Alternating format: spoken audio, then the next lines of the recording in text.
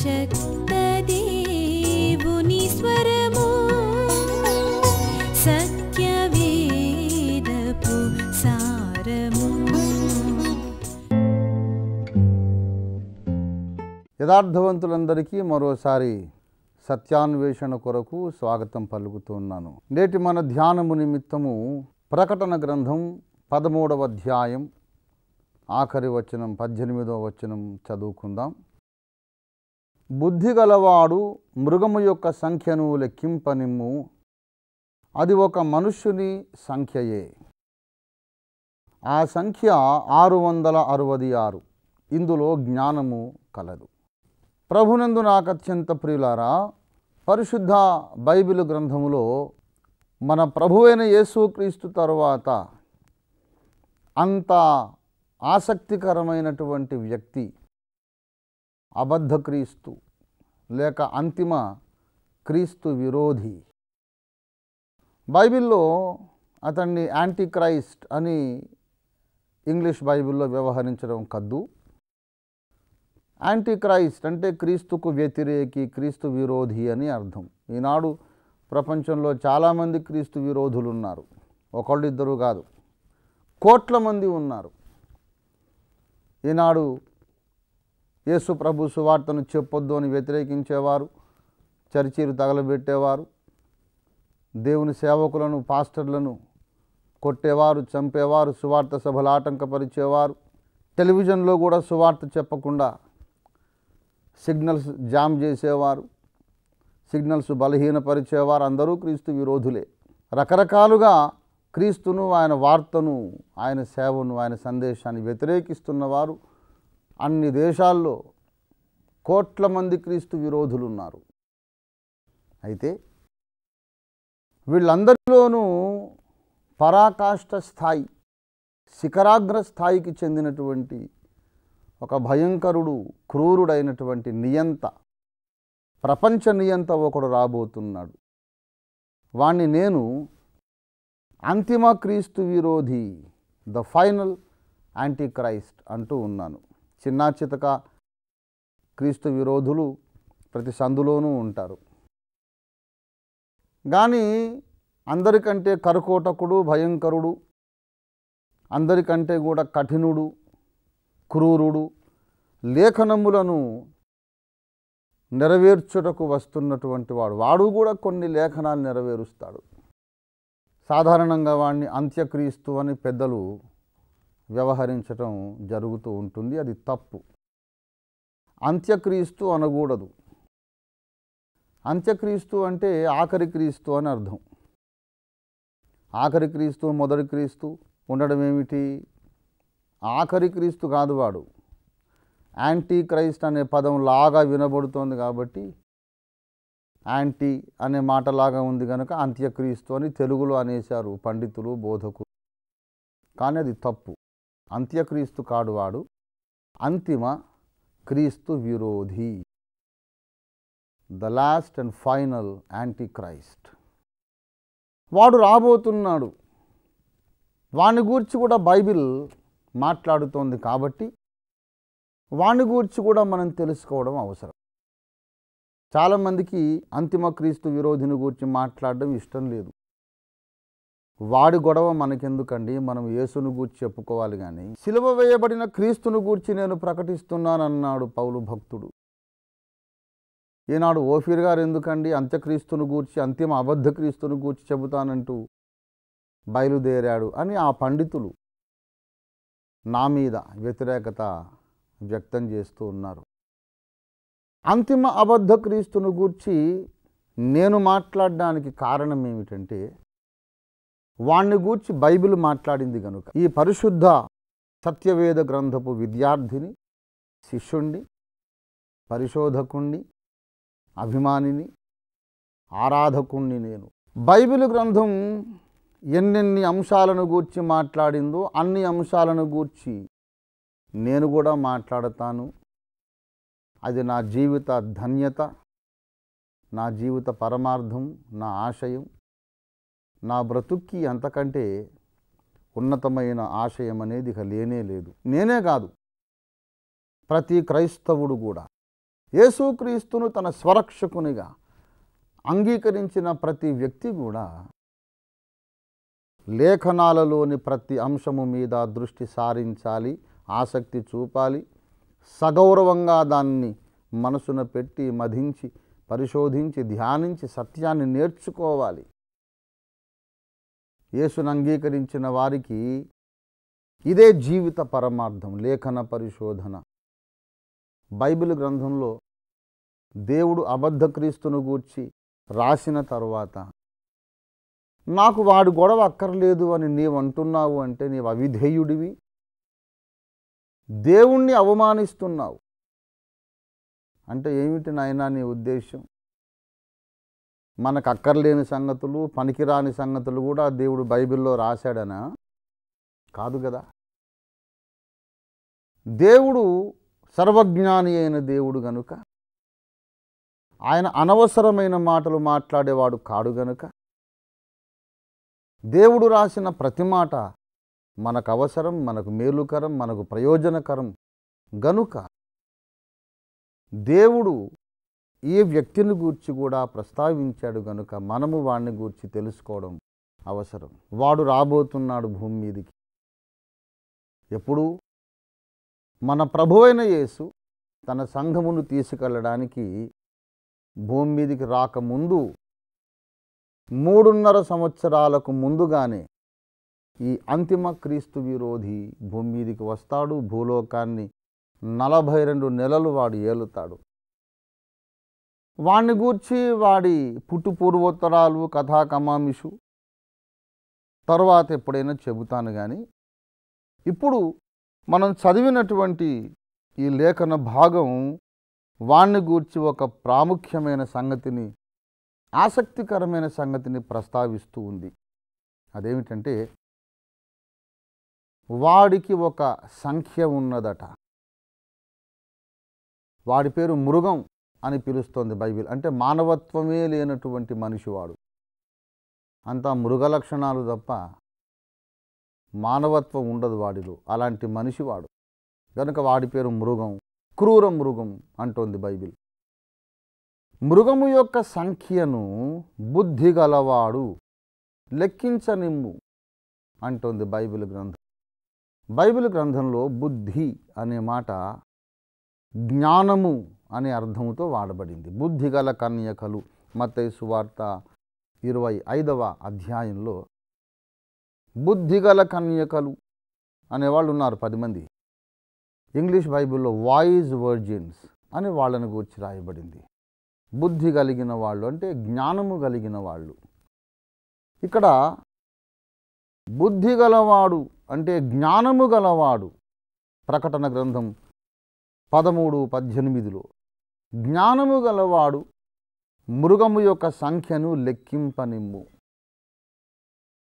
ఇక్కడ 3 సంగతులు ఉన్నాయి. మృగము యొక్క సంఖ్య అనే ఒక నంబర్ ఉంది, ఒక సంఖ్య ఉంది.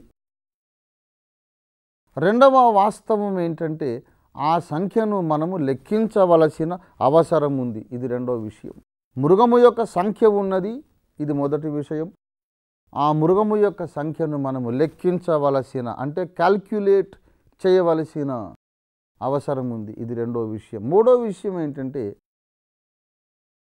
ఆ మృగము యొక్క సంఖ్యను క్యాల్క్యులేట్ చేయటానికి, లెక్కించడానికి ప్రత్యేకంగా జ్ఞానం ఉండాలి.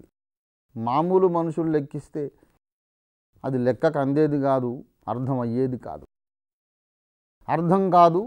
అర్థం కావడానికేమో జ్ఞానం ఉండాలి. అర్థమైంది బహిరంగంగా చెప్పడానికి ధైర్యం కూడా ఉండాలి. దేవుడిచ్చే జ్ఞానం ఉండాలి, ప్రత్యక్షత ఉండాలి. పెద్దలు చెబితే ఒప్పుకోవడానికి వినయం ఉండాలి, విధేయత ఉండాలి. అంతేకాదు ఒక సంగతి అర్థమైన తరువాత ఇది చెబితే సమాజం ఏమనుకుంటుందో, ఎవరికైనా కోపం వస్తుందేమో అనే పిరికితనము లేకుండా ఉండాలి.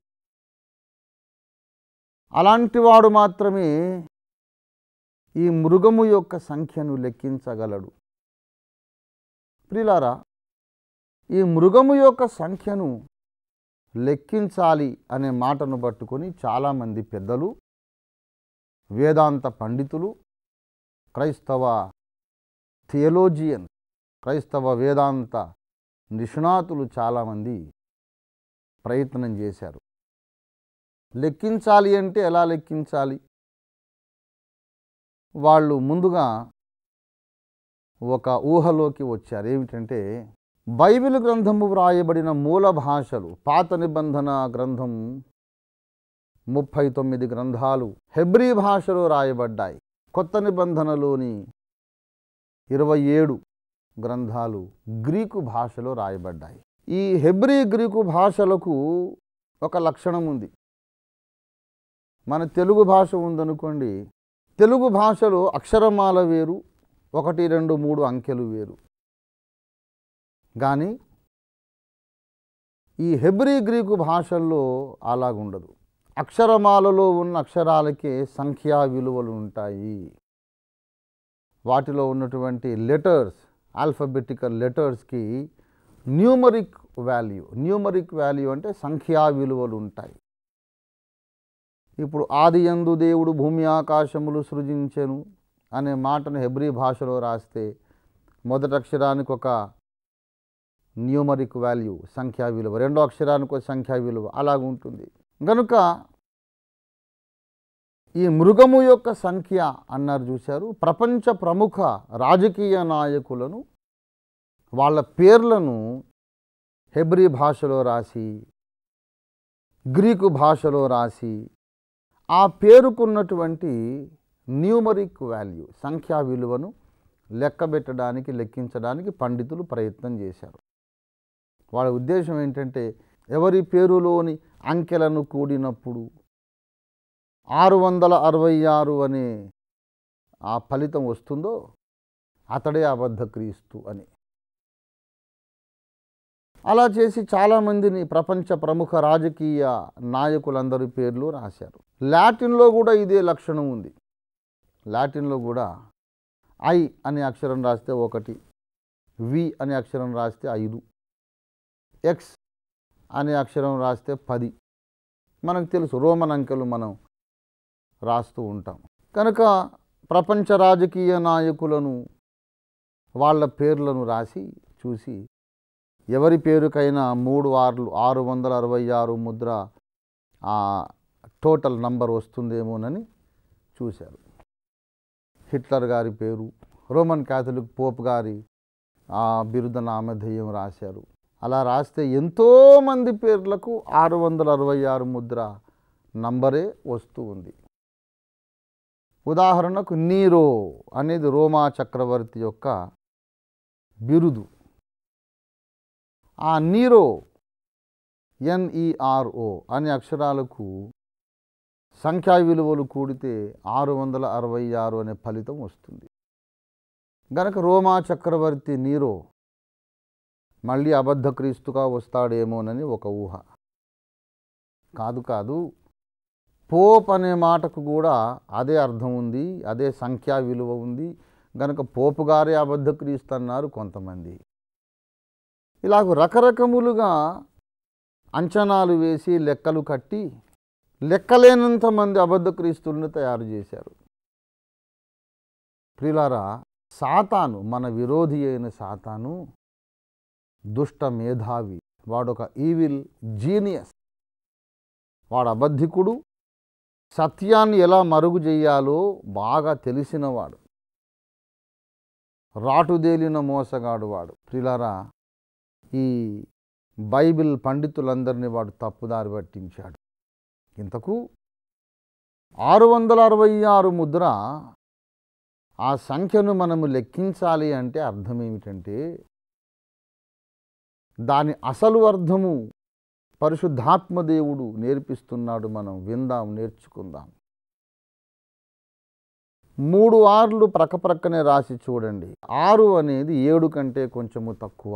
కీర్తనల గ్రంథం 8వ కీర్తనలో దావీదు భక్తుడు ఇలాగంటూ ఉన్నాడు 5వ వచనంలో, నీవు నరపుత్రుని దర్శించుటకు వాడు ఏపాటివాడు, దేవుని కంటే వానిని కొంచెము తక్కువ వానిగా చేసి ఉన్నావు. 7 అనేది పరిపూర్ణతకు చిహ్నమైన సంఖ్య. పరిపూర్ణత, సంపూర్ణత, పర్ఫెక్షన్ అనే భావాన్ని సూచించడానికి దేవుడు బైబిల్లో 7 అనే సంఖ్యను పలుమార్లు వాడాడు. ప్రకటన గ్రంథంలో 7 దీపస్తంభాలు, గొర్రె పిల్లకు 7 కన్నులు, 7 కొమ్ములు, అలాగే లెక్కలేనన్ని ఏడులు బైబిల్లో ఉన్నాయి. ఇశ్రాయేలు జనాంగానికి 7 పండుగలు. 7 అంటే సంపూర్ణత. దేవుడు సంపూర్ణుడు కనుక దేవుని సంఖ్య 7. 8వ కీర్తన 5వ వచనం ప్రకారం దేవుని కంటే కొంచెం తక్కువ, అంటే 7 కంటే కొంచెం తక్కువ 6. మానవుని సంఖ్య 6 బైబిల్లో. 6వ దినాన ఆదామును సృష్టించాడు. మొదటి రోజు ఎందుకు చేయలేదు ఆదామును? 3వ దినం, 4వ దినం ఎందుకు చేయలేదు ఆదామును? 6వ దినం మానవుణ్ణి చెయ్యాలి అని దేవుడు తన అనంత జ్ఞానంలో సంకల్పించాడు. బైబిల్ న్యూమరిక్స్, బైబిల్ సంఖ్యాశాస్త్రము అనే ఒక శాస్త్రం ఉంది. ఆ శాస్త్రానికి కర్త దేవుడే కనుక 6 అనే సంఖ్య 7 కంటే కొంచెం తక్కువ కనుక దేవుని కంటే కొంచెము తక్కువైన మానవుణ్ణి 6 అనే సంఖ్య ద్వారా ముద్రించాలి. మానవుడి మీద 6 అనే ముద్ర వేయాలని దేవుడు అనుకున్నాడు. అందుకే 5 రోజులు వేచి చూచి 6వ దినాన మానవుణ్ణి దేవుడు సృజించాడు. బైబిల్ అంతా మనం ఆలోచిస్తే 2 6ల కథ. ఆదాములు 2 ఉన్నారండి బైబిల్లో. 1 కొరింథీ పత్రిక 15వ అధ్యాయము చూడండి దయచేసి, 45వ వచనం. ఆదామును మొదటి మనుష్యుడు జీవించు ప్రాణి ఆయనని వ్రాయబడి ఉన్నది. కడపటి ఆదాము జీవింపజేయు ఆత్మ ఆయను. మొదటి ఆదాము ఏదెనులో ఉండిన ఆది మానవుడు. కడపటి ఆదాం అంటే ఎవరు? జీవింపజేసే ఆత్మ కడపటి ఆదాము. చచ్చిపోయిన వాళ్ళను బ్రతికించే ఆత్మ కడపటి ఆదాము. అంటే మన ప్రభువైన యేసుక్రీస్తు అని అర్థం. బైబిల్ అంతా ఈ 2 6ల యొక్క కథే. బైబిల్లో 66 గ్రంథాలు ఉన్నాయి, లెక్కలేనన్ని వచనాలు ఉన్నాయి, ఎన్నో విషయాలు వ్రాయబడ్డాయి. కానీ బైబిల్ సందేశ సారాంశమంతా చెప్పాలంటే, ఒక్క ముక్కలో చెప్పాలి అంటే, కట్టే కొట్టే తెచ్చే అన్నట్టు డెలిబరేట్గానే ఈ సామెత వాడాను. కొంతమందికి నచ్చదు, నచ్చని వాళ్లకు నచ్చకుండా ఉండాలని నేను ఈ సామెత వాడాను. ప్రియులారా, కట్టే కొట్టే తెచ్చే అన్నట్టు బైబిల్లోని సారాంశమంతా ఒక ముక్కలో చెప్పాలంటే, మొదటి 6 ఆదాము పాపము చేసి తన మహిమను పోగొట్టుకున్నాడు. 2వ ఆదాము, 2వ 6 యేసు ప్రభు వచ్చి